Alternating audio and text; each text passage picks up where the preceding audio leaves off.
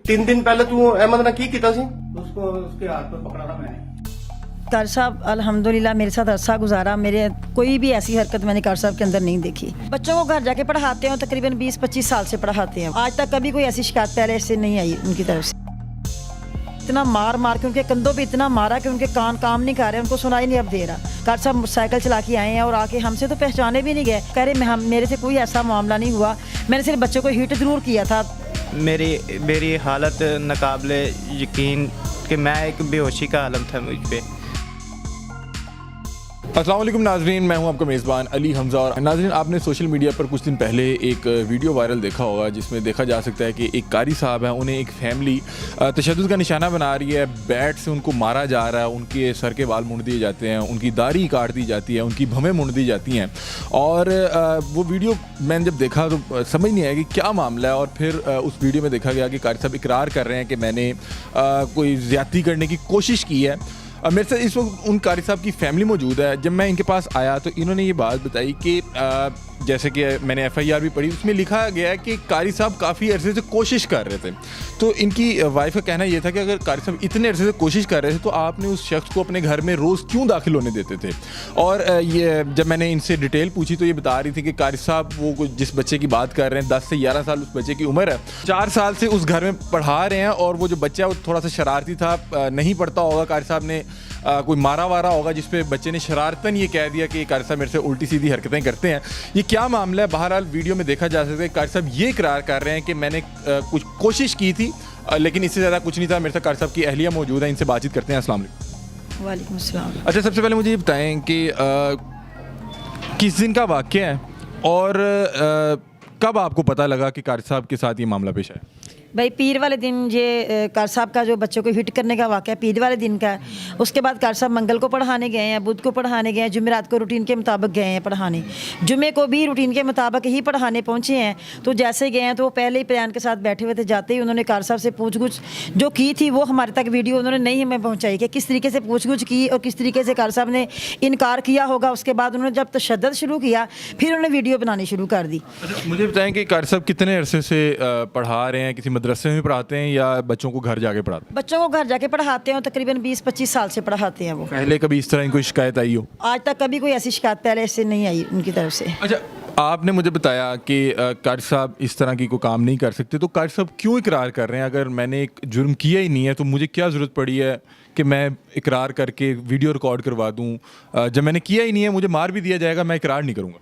लेकिन भाई उन्होंने इतना ज़्यादा मारा, आप देख सकते हैं वीडियोस के अंदर भी कि उन्होंने बैट के साथ उनको मारा और कितने ज़ोर ज़ोर से उनको साथ में गंदी गालियां भी दे रहे हैं और साथ में यानी कि बहुत बुरे तरीके से उनको मारा जा रहा है। और फिर गन पॉइंट पे उनको कि गोली मार देंगे, तेरे घर वालों को उठा लेंगे, भाइयों को उठा लेंगे, डेरों पे ले जाएंगे, यानी इस तरह का उनके ऊपर उनको डराया गया। और वो शुगर के मरीज़ हैं और वो खौफजदा हुए अकेले थे और खौफजदा होने की वजह से उन्होंने अपनी जान बचाने के लिए ये बात उनको मजबूरन कहना पड़ी। अच्छा, उसके बाद क्या हुआ? मैंने सुना है कि वो तशद्दुद करके ज़द-ओ-कोब करने के बाद उन्हें नीम बरहना हालत में पहले तो गलियों में घुमाते रहे, उसके बाद घर छोड़ गए।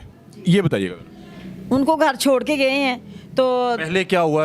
लोगों के घर लेके गए हैं जहाँ पे वो पढ़ाते थे? जहाँ वे वो पढ़ाते थे वहाँ लोगों के घर लेके गए हैं उनको। तो सबको जाके यही कहा कि आज के बाद ये पढ़ाने ना आए। तो कारी साहब बरहना हालत में है, सर मुंडा हुआ है, दाढ़ी कटी हुई। फटे कपड़े पहने हुए जो उन्होंने फाड़े हैं, बनैन तक नीचे उन्होंने फाड़ के खींच के उतारी है, उनको उतारने नहीं दी। जो हालत कपड़ों की है वो इस वक्त मेरे पास वो यानी कि मैंने वो देखे नहीं जा रही। हाँ जी, तो उन्होंने कारी साहब के कपड़े फाड़ के उतारे हैं और इतना मार मार के उनके कंधों पर इतना मारा कि उनके कान काम नहीं कर रहे, उनको सुनाई नहीं अब दे रहा। कारी साहब वो साइकिल चलवा के लोगों के घर लेके जा रहे हैं और चलवा के लोगों के घर लेके जा रहे हैं। लोगों को सारे घर जब हमने कनेक्ट किया, हमें नंबर बड़ी मुश्किल से मिला, तो फिर हमने पूछा कि कार साहब कह रहे हैं वो लोगों के घरों में लेके गए हैं, 1-2 घर बाकी रह गए हैं, तो फिर हम वो आपकी तरफ लेके आते हैं। तो फिर घर छोड़ गए? फिर हम इंतज़ार करते रहे, फिर कार साहब को घर छोड़ गए। खुद बाइक पे थे, कार साहब साइकिल चला के आए हैं और आके हमसे तो पहचाने भी नहीं गए कि उनकी क्या हालत कर दी हुई थी उन्होंने। अच्छा नाजरीन, ये बड़ी एक अहम बात है। जब मैंने FIR भी पढ़ी तो FIR में सिर्फ मुझे एक बात जो थी ना वो बड़ी परेशान कुन लगी, वो ये थी कि कारी साहब बारहा ये कोशिश कर रहे थे। अगर एक शख्स कोई ऐसी कोशिश कर रहा है या इस तरह किसी काम में मुलव्वस है या मुझे शक भी है तो मैं ऐसे किसी भी शख्स को अपने घर में दाखिल नहीं होने दूंगा, उसके बाद अपने बच्चों को नहीं बैठने दूंगा।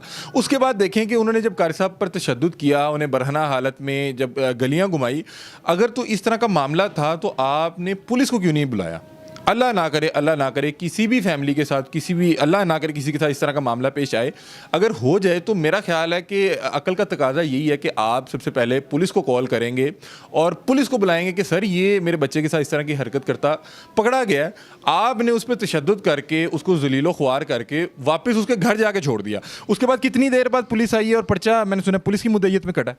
जी, पर्चा पुलिस की मुद्दत में कटा है और पुलिस वाले खुद ही आए हैं वीडियोस देख के, और तकरीबन घर छोड़ने के बाद आधे पौने घंटे के बाद वो आए हैं पुलिस वाले।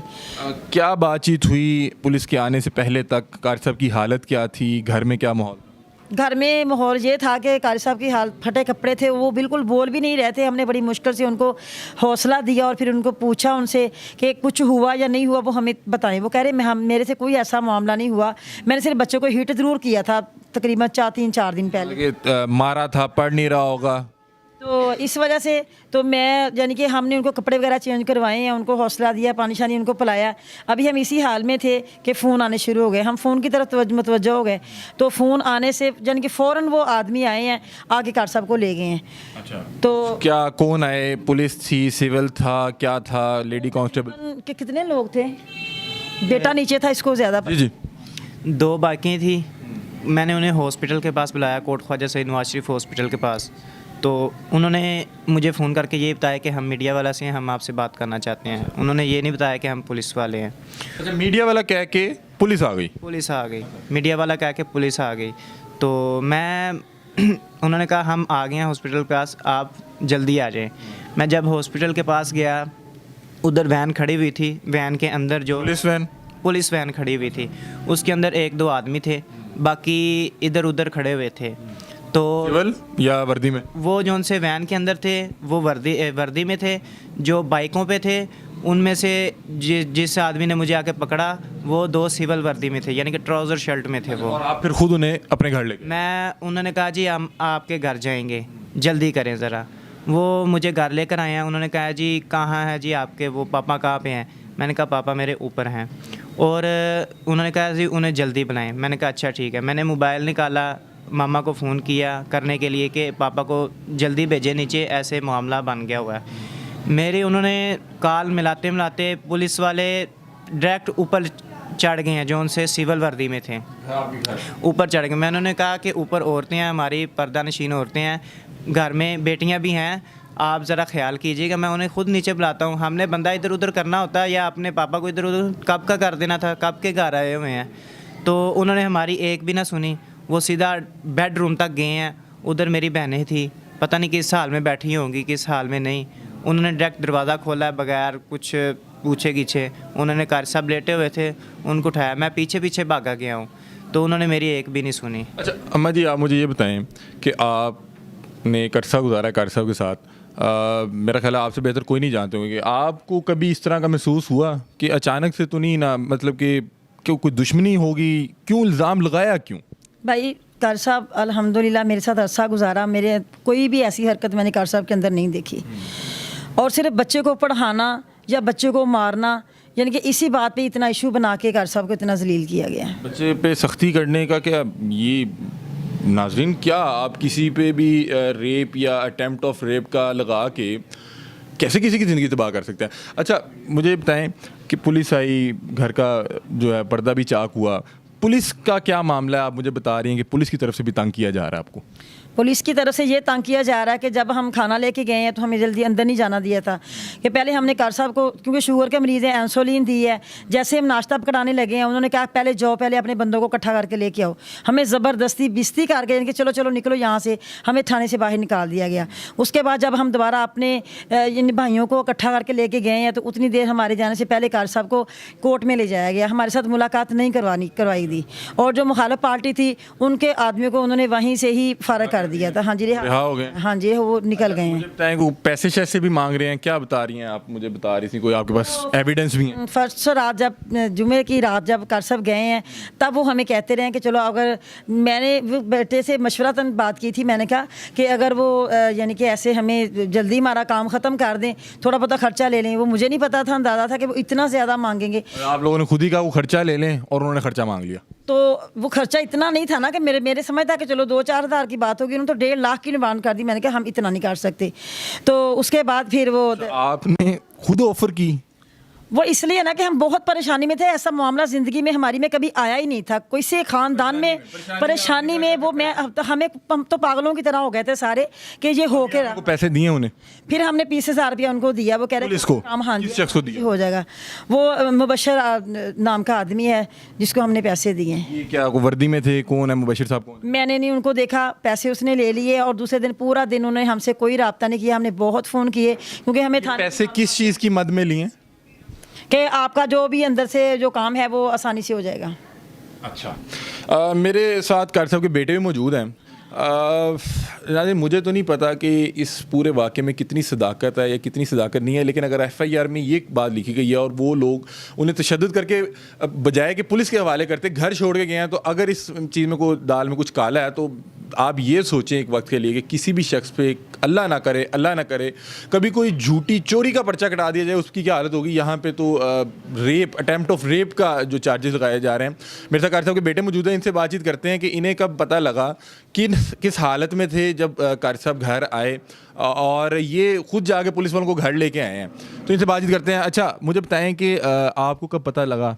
आपको जब पता चला कि वालिद साहब मुश्किल में, तो आप पीछे नहीं गए? मुझे पता चला कि वालिद साहब मुश्किल में हैं। उन्होंने जहाँ पे पढ़ाते थे उनको बुलाया हुआ था, तो मुझे उन्हीं से पता चला कि उनका फ़ोन आया, कॉल आई। तो मैं कभी बालकनी में जाऊं, बस इसी परेशान थे आप? बहुत परेशान था मैं। आपको नहीं पता था कि ये किस घर में है? मुझे नहीं था पता। फिर मुझे कॉन्टैक्ट नंबर मिला किसी से कि इनके पास हैं आपके वाले साहब। वो कॉन्टैक्ट नंबर उनका नहीं था, वो कॉन्टैक्ट नंबर उनके सामने घर वाले जो रहते हैं उनका था। उन्होंने मुझे बताया कि आपके वाले साहब को लेके घर से निकल गए हुए हैं, वो आपके पास ही आ रहे हैं घर।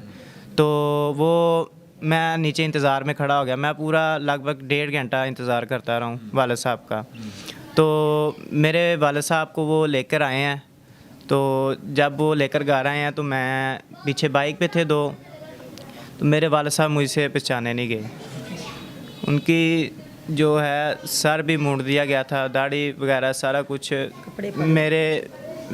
मेरी हालत नाकाबिले यकीन कि मैं एक बेहोशी का आलम था मुझ पे। मेरी बात, अपने वालिद को इस हालत में देखना कि सर के बाल नहीं है, दाढ़ी भी मोड़ दी थी कि मैं एक था कि मैं बस अभी मर जाऊं, ऐसे था। तो कि मैं वालिद साहब से खुद पूछने की कोशिश की कि आप माशाल्लाह बालिग हैं, कि वालिद साहब क्या मामला हुआ क्या? मैंने वालिद साहब से कपड़े बदलवाए, उनको तसल्ली दी कि आपको इंशाल्लाह ताला जो भी मामला है आप मुझे बताएं, शेयर कर सकते हैं, मैं आपका दोस्त हूँ। वो कहते हैं ऐसा कोई मामला नहीं हुआ, जो जितनी मेरी बात हुई है उनसे। तो उन्होंने कहा ये मामला हुआ कि ये ऐसे पीर वाले दिन ये मैं गया हूँ, हिट किया, और उन्होंने मुझे पहले बहुत ही ज़दोकोब किया, तशद्दुद किया, और उन्होंने मुझे धमकियाँ भी दी मारने की। अगर आप अपना बयान नहीं देंगे तो आपकी जान को भी खतरा है, आपके घर वालों को भी खतरा है, आपके बीवी बच्चों को भी खतरा है। अच्छा, मुझे लास्ट एक बात बता दें कि आपको भी वो वीडियो वायरल होने में पता लगा?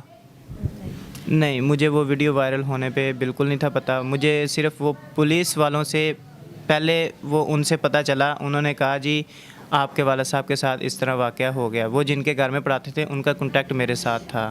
ठीक है जी। तो नाज़रीन, आपने इस फैमिली की गुफ्तगू सुनी। वो ये कह रहे हैं कि एक तो अगर तो इस तरह को कोई भी मामला था तो आप पुलिस के हवाले करते। बता रहे हैं कि मेडिकल भी हुआ, मेडिकल की रिपोर्ट आ चुकी है? नहीं, अभी नहीं आई मेडिकल की रिपोर्ट नहीं आई। मेडिकल की रिपोर्ट में बहुत सी चीज़ें वाज़ह हो जाएंगी। जो एक अजीबोगरीब बात थी वो ये थी कि ये बारहा कोशिश कर रहे थे और फिर भी हमने इन्हें रंगे हाथों पकड़ा। ये अजीबोगरीब बात है। आप उस शख्स को कभी अपने घर में घुसने नहीं देंगे जिस पे आपको रत्ती बराबर भी शक होगा। मैं इस लड़के की मिला तो ये बिहाइंड द कैमरा रो पड़े जब बता रहे हैं कि मैंने अपने वालिद को इस हालत में देखा। मेरा ख्याल है इस बच्चे ने कभी उनको दाढ़ी के बगैर देखा ही नहीं होगा, कि वो जब आए उनके सर के बाल नहीं हैं, दाढ़ी नहीं है, भवें मुंड दी गई हैं, और बजाय कि उन्हें अगर इस तरह का मामला था पुलिस के पास देते, वो इनके घर के बाहर छोड़ गए और बाकायदा उनको जलीलो रुसवा करके लोगों के घरों में लेके जा रहे हैं, बता रहे हैं कि ये शख्स इस चीज़ में मुलविस पाया गया, आइंदा आपने इसको अपने घर में घुसने नहीं देना। तो मेरा ख्याल है कि ये केस को जो है बड़ी बारीकी से देखना पड़ेगा और जो भी मेडिकल रिपोर्ट उसके बाद चीज़ें वाज़िया तो हो जाएंगी। लेकिन अगर कारी साहब इस चीज़ में मुलविस नहीं थे तो आप सिर्फ एक मिनट के लिए ये सोचें, रेप जितना बड़ा क्राइम है, किसी शख्स को झूठे मुकदमे में फंसा देना रेप के, ये मेरा ख्याल उससे ही बड़ा क्राइम है। कारी साहब कभी भी अपने फैमिली को मुंह नहीं दिखा पाएंगे अगर वो इस केस में मुलविस ना भी हुए तब भी। बहरहाल इंशाल्लाह अल्लाह करे इंसाफ के तकाज़े पूरे किए जाएं और जो भी विक्टिम है उसको इंसाफ ज़रूर मिले। अपनी राय से कमेंट सेक्शन में ज़रूर आगाह कीजिएगा। तब तक के लिए अपने मेज़बान अली हमज़ा को दीजिए इजाज़त। अल्लाह हाफ़िज़।